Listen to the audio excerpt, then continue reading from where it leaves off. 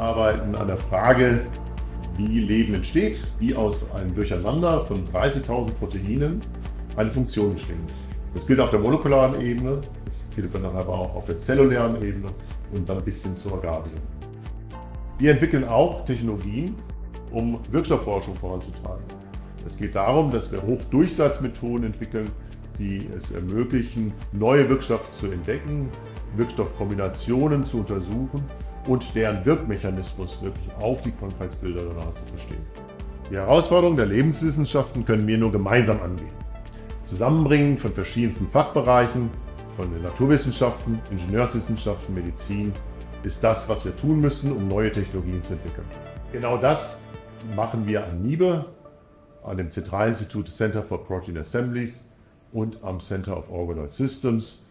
Dort bringen wir die verschiedenen Fachbereiche zusammen, um wirklich die Herausforderungen wie Aging, Krebs oder andere Krankheitsbilder wie Alzheimer anzugehen und neue Therapiemöglichkeiten zu entwickeln.